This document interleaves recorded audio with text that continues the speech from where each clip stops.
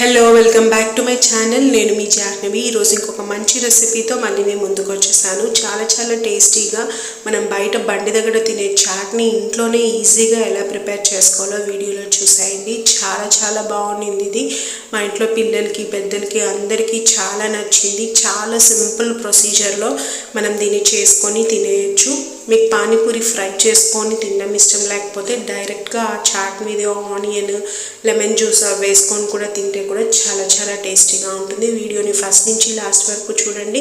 ఇంకా ఛానల్ని సబ్స్క్రైబ్ చేసుకోకపోతే వెంటనే సబ్స్క్రైబ్ కూడా చేసేసుకోండి. నేను ఎండు బఠానీని ఒక 8 hours పాటు నానబెట్టాను. దాన్ని నీట్గా వాష్ చేసుకొని కుక్కర్లోకి యాడ్ చేసుకోవాలి. ఒక గ్లాస్ బఠానీకి 2 గ్లాసుల వాటర్, ఉప్పు, పసుపు, ఒక బంగాళాదుంప తీసుకొని 5-6 విజిల్లు లో ఫ్లేమ్లోనే ఉడికించుకోవాలి. మనకు బఠానీ అనేది బాగా మెత్తగా ఉడికిపోవాలన్నమాట. ప్రెషర్ అంతా కంప్లీట్గా పోయిన తర్వాత మూత ఓపెన్ చేసుకొని లైట్గా ఈ విధంగా స్మాష్ చేసేసుకోవాలి బఠానీ అలాగే బంగాళాదుంపని.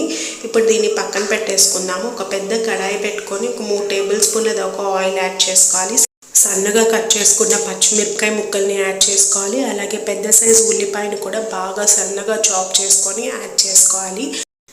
ఉల్లిపాయ అనేది లైట్ పింక్ కలర్ వచ్చేంత వరకు ఫ్రై చేసుకోవాలి. ఇప్పుడు దీంట్లో నేను సన్నగా చాప్ చేసుకున్న కొత్తిమీరని యాడ్ చేసుకుంటున్నాను. కొంచెం స్టార్టింగ్లోనే యాడ్ చేసుకోండి. దాని ఫ్లేవర్ ఫ్రై అయితే చాలా బాగా వస్తుంది చాట్లోకి.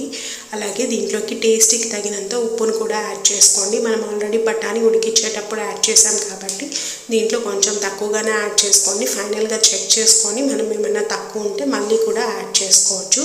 3 టమోటాలని సన్నగా చాప్ చేసుకొని వాటిని కూడా యాడ్ చేసుకోండి. నేను చిన్న సైజ్ టమోటాలు తీసుకున్నాను. పెద్దవైతే 2 సరిపోతాయి. 2 స్పూన్ల కారం అలాగే కొంచెం జీలకర్ర పొడిని కూడా యాడ్ చేసుకున్నాను. చూసారు కదా, ఈ విధంగా ఆయిల్ అంతా బాగా సపరేట్ అయ్యేంత వరకు దీన్ని మగ్గించుకోవాలి. ఈ విధంగా ఆయిల్ సపరేట్ అయిన తర్వాత మనం దీంట్లోకి ముందుగా ఉడికించి పెట్టుకున్న బఠానీ మిశ్రమం కూడా యాడ్ చేసేసుకున్నాము. ఒకసారి బాగా మిక్స్ చేసేసుకుందాము మసాలాతో పాటు. ఈ విధంగా మిక్స్ చేసుకున్న తర్వాత మిరియాలు ఒక 10 నుంచి 15 దాకా తీసుకొని బాగా దంచుకొని యాడ్ చేసుకున్నాను. మీ దగ్గర మిరియాల పొడి ఉంటే 1 స్పూన్ యాడ్ చేసుకోండి.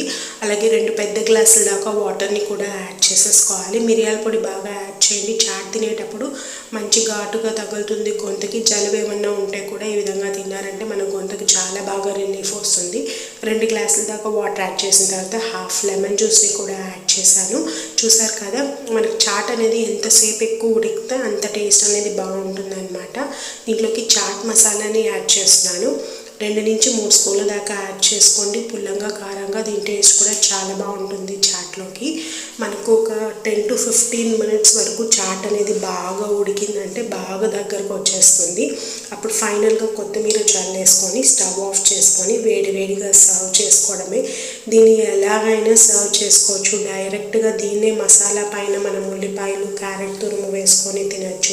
లేదంటే మనకు బయట చాట్ షాప్లో సమోసా వేసి సర్వ్ చేసిస్తారు కదా, అలా సర్వ్ చేసుకోవచ్చు. పానీపూరి నలిపి సర్వ్ చేయొచ్చు. నేను స్టార్టింగ్లో చూపించినట్టు అలా డిఫరెంట్గా మనకి నచ్చినట్లుగా, పిల్లలకి నచ్చినట్లుగా, ఇంట్లో వాళ్ళందరికీ ఎలా నచ్చుతుందో ఆ విధంగా దీన్ని సర్వ్ చేసి ఇచ్చారంటే చాలా ఇష్టంగా తింటారు. ఈ రెసిపీని మాత్రం తప్పకుండా ట్రై చేయండి. చాలా టేస్టీగా ఉంటుంది. పైనుంచి ఈ విధంగా ఉల్లిపాయలు అలాగే క్యారెట్ తురుము కొత్తిమీర వేసి ఇచ్చారంటే చాలా ఇష్టంగా తింటారు. ఇంట్లో వాళ్ళందరికీ చాలా నచ్చుతుంది. తప్పకుండా ట్రై చేసి ఎలా వచ్చిందో నాకు కమెంట్ సెక్షన్లో చెప్పండి. వీడియో నచ్చితే వీడియోని లైక్ చేయండి, షేర్ చేయండి, ఛానల్ని సబ్స్క్రైబ్ చేసుకోండి. నిమ్మకాయ జ్యూస్ని కూడా లైట్గా పిండండి. ఆ పులుపు ఫ్లేవర్ అనేది చాలా బాగుంటుంది చాట్లోకి. Thank you for watching. See in the next video. Take care. Bye.